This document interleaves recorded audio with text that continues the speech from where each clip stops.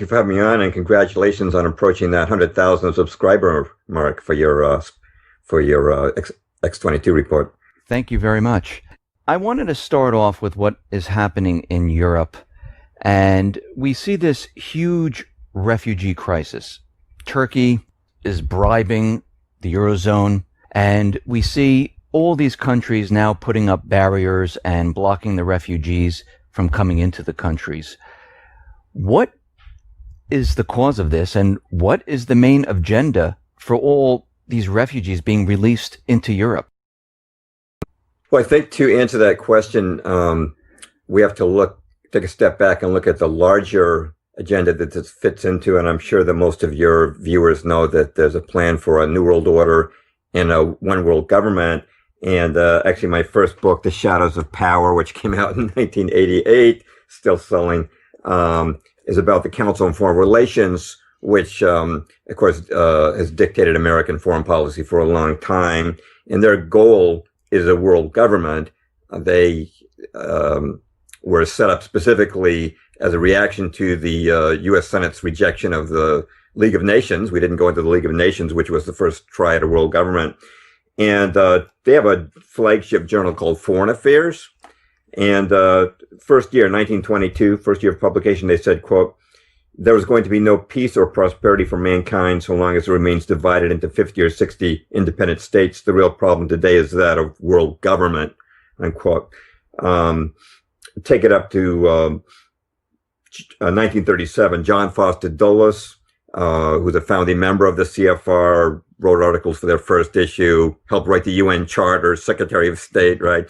He said, he called for, quote, "the abolition of the entire concept of national sovereignty and unification of the world into a single nation," unquote. I'm just trying to back this up, so it's not me talking, okay? Take it up to 1974. You've got Richard N. Gardner writing in Foreign Affairs, quote, "We're witnessing an outbreak of short-sighted nationalism that seems oblivious to the implications of interdependence. The House of World Order will have to be built from the bottom up. An end run around national sovereignty, eroding it piece by piece, will accomplish much more than the old-fashioned frontal assault." And just one more, this is from Richard Haas, who Donald Trump recently met with, president of the Council on Foreign Relations, in an op-ed piece in 2006, said, quote, "Sovereignty must be redefined if states are to cope with globalization. Globalization implies that sovereignty is not only becoming weak in reality, but it needs to become weaker," unquote. You could go on and on. Okay, so these guys are against national sovereignty. Why? Because to get a world government, you can't have these strong independent nations. And that, of course, is what the EU is about. The EU is actually a microcosm of world government. They've got their own, euro currency and their common laws. And of course, that developed out of the common market. And quite frankly, NAFTA is intended to develop into a North American Union. A lot of people know that. It's the same pattern. It's the same plan. It's just a regional stepping stone towards world government. So how does the immigration crisis fit into that? Well, my newest book, Truth is a Lonely Warrior, which I sent you a digital copy of, yes, has a chapter called The Destruction of Nations. It describes several methods they use. And the book was published 3 years ago before this big European crisis started, but it's got a section in there on immigration.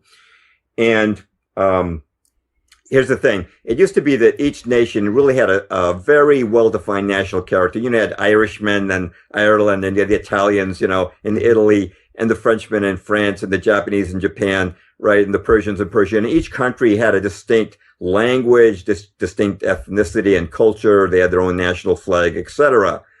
Now, I want to make it very plain, I'm not against immigration. I think that every nation should be able to allow immigration on its own terms. And if it's got a shortage of engineers, it better get some foreign engineers in to help out.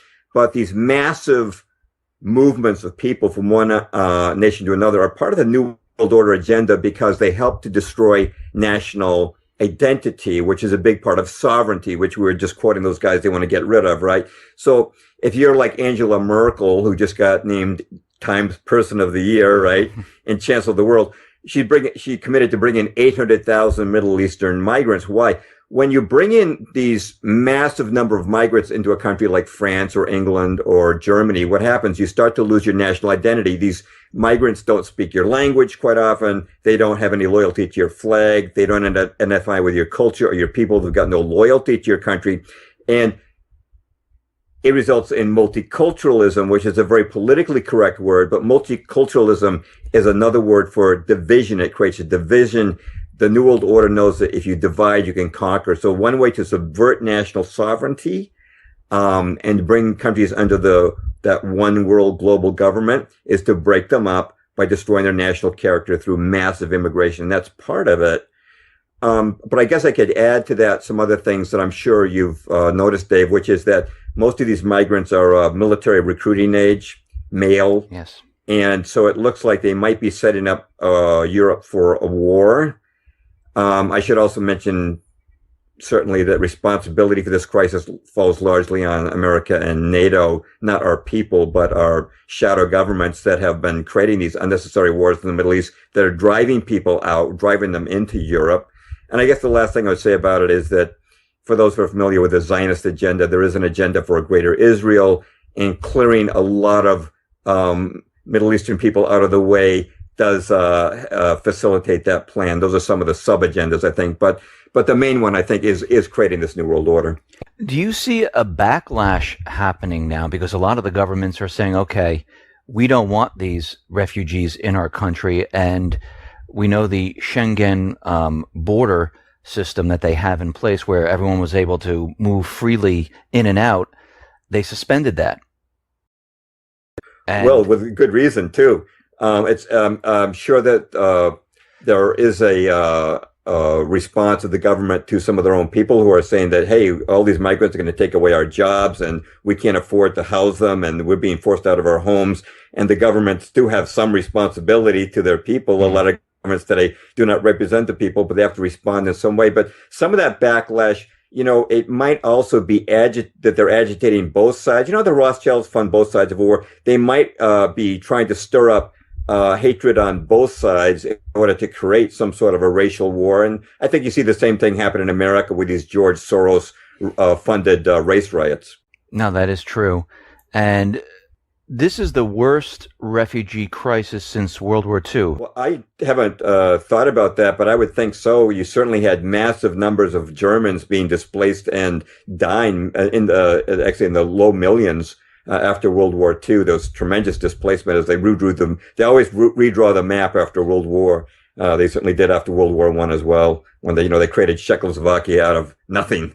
Yeah. And just redrew the map of Europe. So a lot of people get moved around by them. Now, you talked about war. We see Obama. He visited Vietnam, and I know in your book you have a chapter on the Vietnam War. And after, I think it was 50 years now of an arms ban on Vietnam, Obama decided to go ahead and visit Vietnam. What is your take of why he's there? Well, Dave, you actually let me in that you were going to ask me that question. I'm glad you did, because I had the same question. I was thinking about it yesterday. And just looking at that very briefly, it's clear that the United States is building up a military presence right now in Asia. They are upgrading our base in Guam. I think it's for about $8 billion invested in that. I understand that they're building a new naval base in South Korea. There's a relatively new military agreement with Australia. We're bringing back a strong military presence in the Philippines. And it seems like we're putting the squeeze on China, similar to what we're doing to Putin.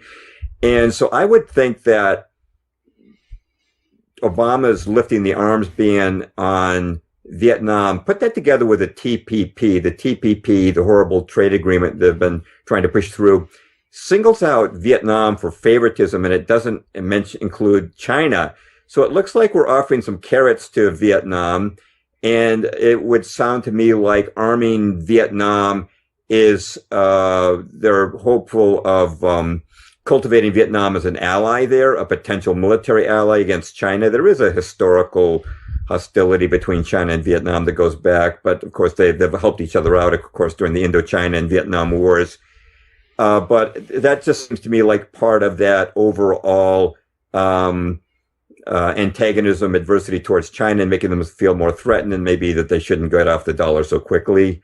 It seems like it's part of this whole military buildup scenario. Do you have any take on it? Well, I noticed that they're lifting the arms embargo. They're going to be selling them a type of Orion spy plane, a C-130 transport plane. That's the first sales that are going to go through. And the Orion plane, I think it hunts submarines. I think what they're doing, I think what Obama's doing actually, is completing the circle around China. Right. We're on the same page then. Yeah. I think that's, I mean, when I look at it and I see all the countries that not just Obama, but Ashton Carter visited, it seems like they're completing the entire circle around China, surrounding China from all angles. You can see that they're, in my view, they're trying to provoke China into doing something. The United States is in the South China Sea, continually selling the warships, flying planes very close to their border, and it just seems like they're just poking a little bit at a time. This is what I'm seeing. Do you see the U.S. pushing for war? Because we had World War I, World War II, and here we are where we have, the U.S. keeps saying Russian aggression. They provoked China. We're in the Middle East. Where do you see all of this going? It's quite a contrast to before, old time. I was once a hippie, but I turned into an anti-communist. I wrote for the New American, which is a very pro-constitution, anti-communist journal beginning in the 1980s. Back in the days of Reagan, we saw America as the defender of the free world against the Iron Curtain with the police state. And, if you look at the wars we fought in the Middle East, none of which have had justification, whether the non-existent weapons of mass destruction in Iraq or the sarin gas attack falsely attributed to Assad and Syria, or go back to the incubator babies, actually, in the 91 Gulf War. We've kind of become reversed roles. It's almost like we're the bad guys now. And, Putin's not threatening us. There's no justification for this. It does seem like we're leading up to war. But actually, I should mention that it's not, of course, it's not us. It's the shadow government behind us. It's not the American people who want any of this.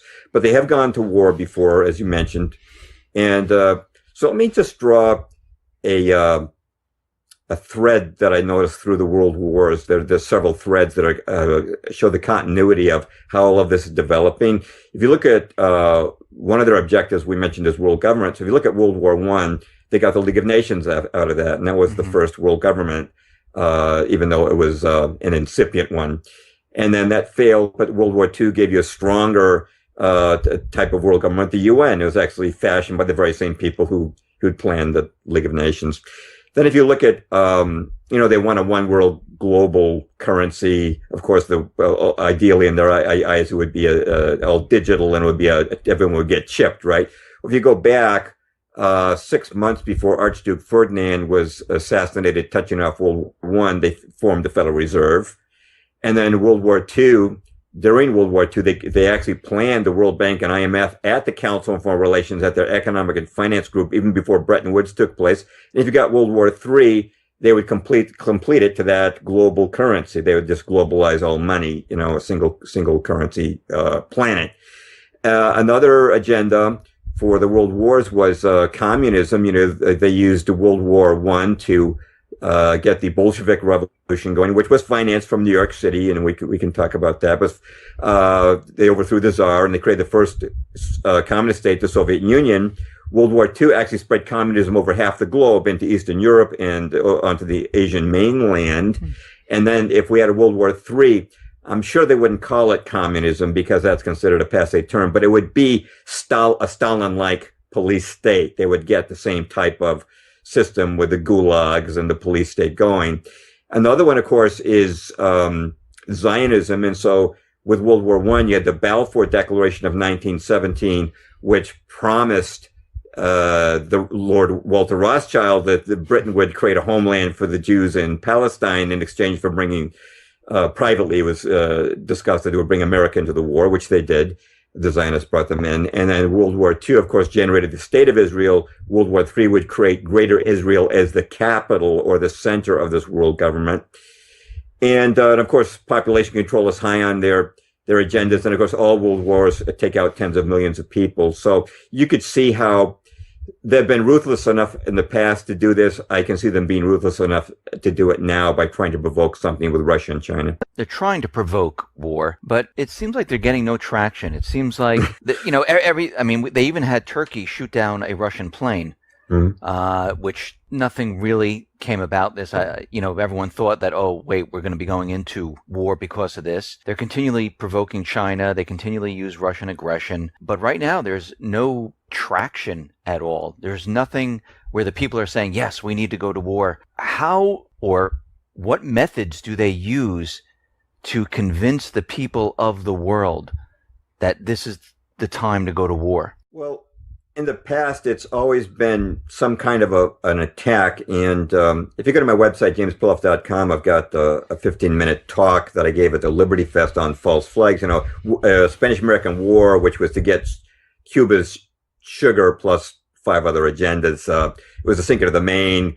World War I was the sinking of the Lusitania. Mm-hmm. People wised up to that, so they had to get a whole bunch of Lusitanias for World War II, which was Pearl Harbor.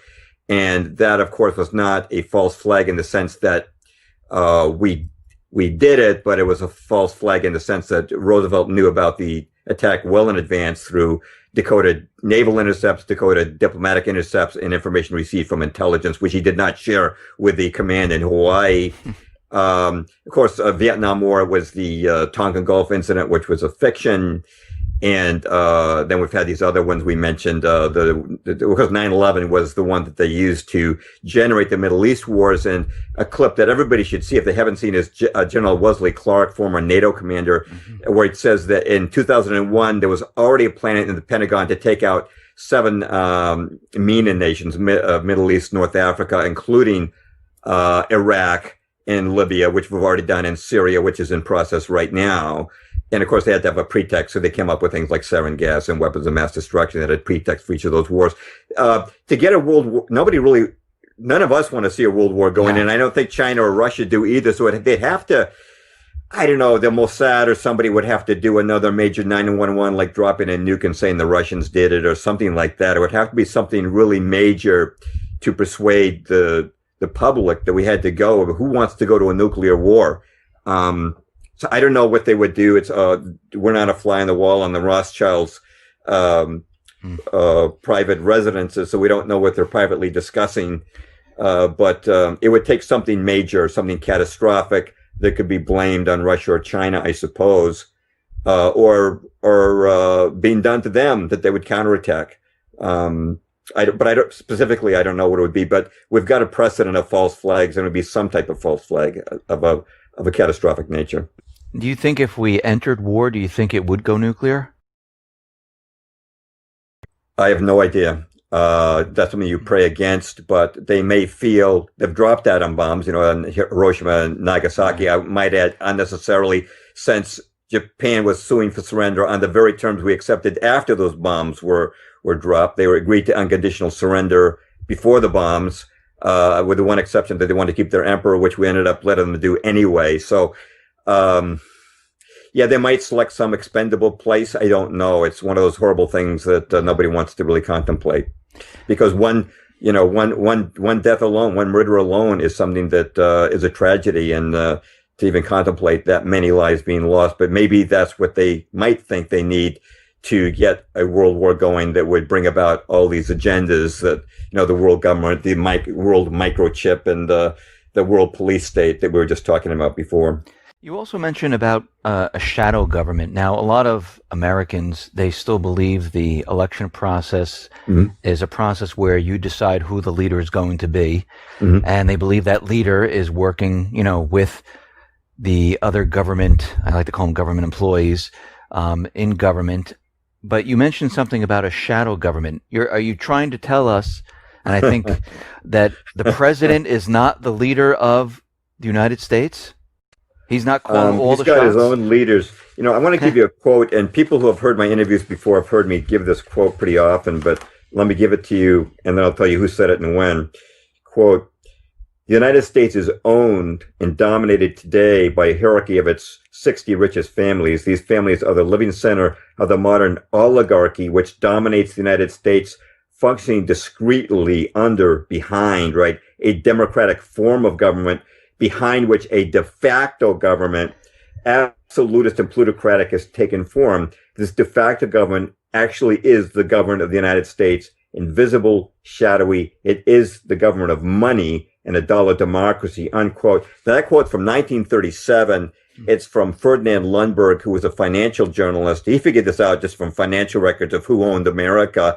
And it's from his book, America's 60 Families. But yes, there is a shadow government of the wealthiest families, and the trappings of democracy are an illusion. Now, you can certainly make a difference on a local level if you run for town government fighting Agenda 21. But the national elections for the president are a sham. And I've been doing several radio shows with a friend of mine named Rachel McIntosh, who is an author, and she was a Ron Paul delegate in 2012. And she talks about all the dirty tricks that the Romney people and the RNC used to.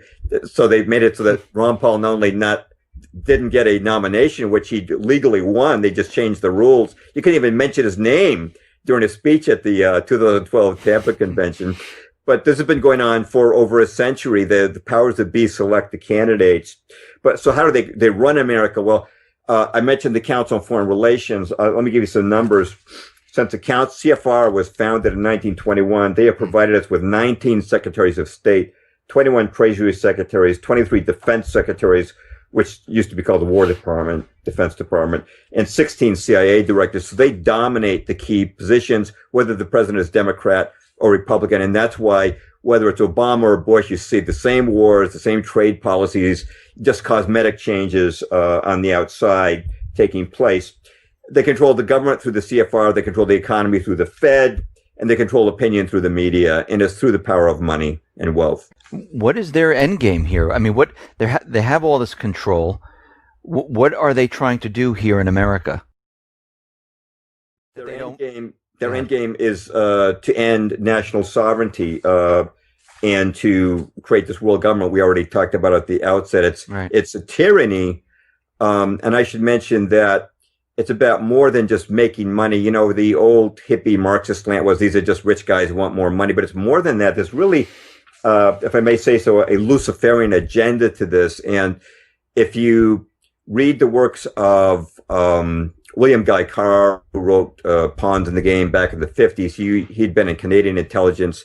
He said that these people are Satan worshippers. And this is affirmed by Ted Gunderson, late FBI agent. He was special agent in charge of their Los Angeles branch with 700 FBI personnel under him. He specifically confirmed William Guy Carr by name and said that, according to his own study, these people worship Satan.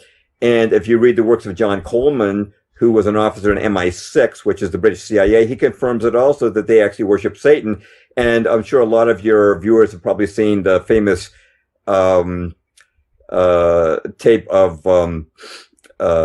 that InfoWars put together of Bohemian Grove, where these guys have this weird ceremony in front of a 40-foot concrete owl where they have a mock human sacrifice. That is straight out of, the satanic book. It's not Christian, it's not traditional Americanism or patriotism or anything like that.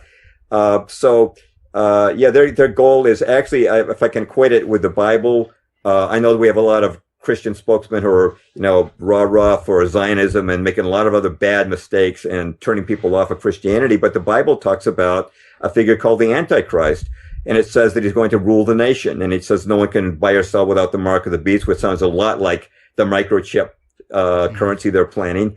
And here's the thing, to govern the world, as the Bible predicts the Antichrist will, to govern the world, you need a world government. And that's exactly what David Rockefeller and all these people are calling for, a world government. So I think we're looking at an end game of a world government with a single currency and its capital in Jerusalem, because Satan wants to snub his nose at God from God's holiest city. It's a city that's holy to Jews, Muslims, and Christians alike. And it would be a police state. It would be a tyranny. It's something we absolutely need to oppose. It's evil. It's not good. Is the Constitution standing in their way? Yes, because in order to get the states to join the Union, the suspicious opponents of federalism insisted on the Bill of Rights, which said we have absolute right to free speech, to bear arms, freedom of religion. So they have to get around that. I mean, they have to destroy that. And so that's why you see Obama boiling the frog and giving executive orders to try to gradually break down the Second Amendment to disarm us. And you see Hillary advocating internet censorship. They'll use terrorism as an excuse for that, to break down the First Amendment, freedom of speech. Yeah, the Constitution does stand in their way, and that's why it's under so much attack. Do you know of any plans of trying to get rid of the Constitution? I know they continually write, different laws where they, the NSA spying on us, the CIA spying on us, and they say, oh, it's okay. It's not a big deal. It's for your security. Do you see the shadow government having any type of plan to remove the Constitution? Well, they'd love to get rid of it. And I think that some of the calls for a constitutional convention, while they're greeted by patriots with what's to be a great way to balance the budget and so forth, we've been long suspicious, some of us, that a constitutional convention, which they have called for before, would actually be used to they would have some kind of national calamity take place during that, and they would just dismantle the Constitution at that time. That goes back as far as 1972, that I can recall, calls for a new Constitution. There was even one written, but I'm not going to remember the gentleman's name right now, but they have been working on that. But you might recall a quote I gave you from Richard N. Gardner, the Council on Foreign Relations, said we can't do this from the top down. It's got to be from the bottom up. So they may just try to whittle away the Constitution gradually through executive orders, an order here, an order there, until your Second Amendment rights are taken away. Freedom of speech. We've seen lots of clampdowns. How about the Confederate flag, for example? That is something that they say is only symbolized slavery. Well, no, it stood actually for a lot of other things like states' rights. The 10th Amendment of the Constitution is being trampled on. This whole executive order on, or whatever you would call it, from Obama to try to enforce transgender bathrooms. Wasn't that a decree? Didn't he put out a decree? But the 10th Amendment of the Constitution says that unless a right is specifically delegated by the Constitution to the federal government, is reserved to the states. So even things like abortion and other things that have already enacted through the Supreme Court are actually unconstitutional. So they are dismantling it by overriding the 10th Amendment and taking away rights that prerogatives that constitutionally belong to the states. So they're taking it apart piece by piece right now. But if they could get a wholesale destruction of the Constitution, I'm sure they'd go for it. I want to run something by you here. Many people have put out this theory, and I've also looked into it, where we have Trump now running, we have Clinton running, and we know the powers that be, they don't like Trump whatsoever. We're approaching this period of time where we're seeing all the provoking going on out in Europe and in the Pacific. We have elections coming up this fall, and I report on the economy, how it's not doing well. Things are rapidly falling apart. I know Obama came out in the beginning of the year and told us how great the economy is doing, and anyone that doesn't agree with me is peddling fiction. And I know that term's used a lot. But as we approach the elections, if Trump is in the lead, and I'm not for any candidate here. I would like to have someone that works only for the people, not foreign governments or corporations or banks. That would be nice. If they, let's say, pick him off before the elections, it'd be pretty noticeable. If he, let's say, wins the election and then they assassinate him, that's kind of noticeable too. If we have some type of event that would occur, something catastrophic to the economy, maybe war, is it possible at that point where they can say, okay, it's a state of emergency. We need to suspend the Constitution right now. We're going to war. We're being attacked. They brought down the financial system. The elections are off. Obama stays in power. What do you think? Yeah, I think that would be maybe Plan D. I think Plan A was Jeb Bush against Hillary. And Jeb's just collapsed. Nobody liked him. No. And Hillary, I'm sure, is their choice. And I'm going to give some reasons for that. Hillary is throughout this entire campaign is the only candidate who's 100% Rothschild bankster agenda. She's pro-war and terror, pro-Israel, pro-gun control, pro-GMO. She's got a Monsanto lobbyist named, former lobbyist named Jerry Crawford running her campaign. She's pro-population control, meaning abortion, vaccines, etc. She's pro-climate change control, press, pro-mass immigration, which we were talking about before. She's pro-internet censorship, which we mentioned. She's pro-gay agenda, which is part of the whole transgender thing. She'll continue that. And she's pro-TPP. Now, she's backing off on that because people are out of work. But for 5 years, she said that the TPP was the gold standard. So she is their choice. You also know that because of all the Goldman Sachs bribes, if I can call them that, instead of speaking fees. We also know that when she left the Secretary of State position, CBS began running a weekly series called Madam Secretary about a blonde female Secretary of State who is beautiful, honest, and cares about America and is totally competent. And also, she's already been entrusted with 2 terms of the White House with her bill.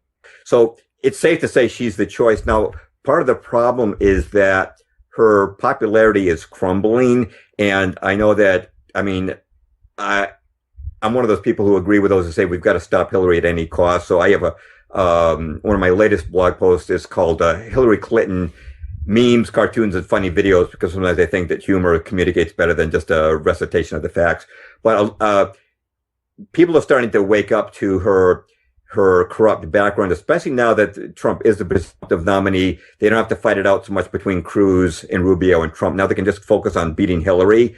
And people are really waking up to her background, and she might crumble, in which case they might have to go to Plan C, which is to have the Diebold machines throw the election. And, on that, I have another article called, recent blog post called The 2016 Elections, Do Our Votes Really Matter? And I have an embedded clip there. You might have seen this. It's of Clinton Eugene Curtis. He's a computer programmer giving testimony before the Ohio State Legislature on how he was asked by Congressman Feeney's office, or his company was asked by Congressman Feeney's office in Florida, if they could develop a computer program that would rig an election to flip it 49-51 to 51-49. And he testified, you can do that, and the election officials will never know. And so I absolutely do not trust electronic voting. And I have another embedded clip there from Professor Edward Felton of Princeton University showing him hacking a Diebold machine in 60 seconds to throw it off.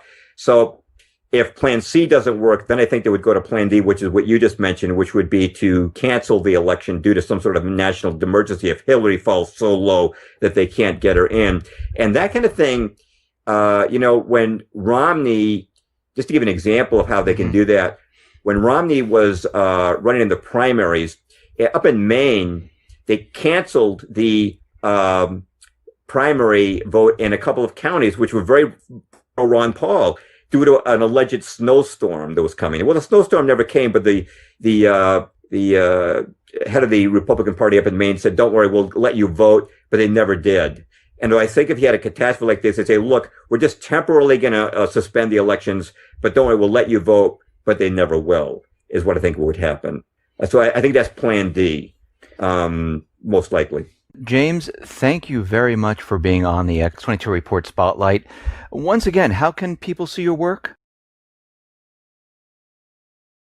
Well, my latest book is called Truth is a Lonely Warrior, and it is a full, comprehensive look at the New World Order. It includes all the first chapters on false flags that have brought us into wars, and then we go from there to the CFR, the Fed. We talk about NAFTA, the plan for the New World Order, the police state, cyber state. We have I have a full chapter on 9/11, chapters on population control, a chapter on vaccines, on weather control. It's just a full picture, but without being a huge tome that people can give to skeptics who don't believe it. And of course, and I've documented it with footnotes, and it's also indexed for convenience. So that's a tool that I have. You can buy that on Amazon. Also, I don't have a copy of it here, but I created this movie you mentioned at the outset when you did my bio called Shattering. That's from Free Mind Films. And that is a video for people that go, it's really the first 7 chapters. The Truth is a Lonely Warrior. We talk about media control, CFR, Fed, false flags, New World Order. as much as you can fit into 2 hours. And we've got a whole bunch of alt media people in there. Joyce Riley, Ben Swan, Catherine Albrecht, Jack Blood, Aaron Dykes, Jedward Griffin, Adam Kokesh, Pastor Chuck Baldwin. They're all in there along with myself. And it's narrated by Kevin Sorbo, Hollywood star. He played Hercules, who's in God's Not Dead. But my website, where you can see a lot of blog posts and get information on these books, is jamesperloff.com, and that's P as in Peter, ERLOFF. And what I'll do is I'll put the links at the bottom of the video, so super, if anybody wants to click, they can just click right over, and they can go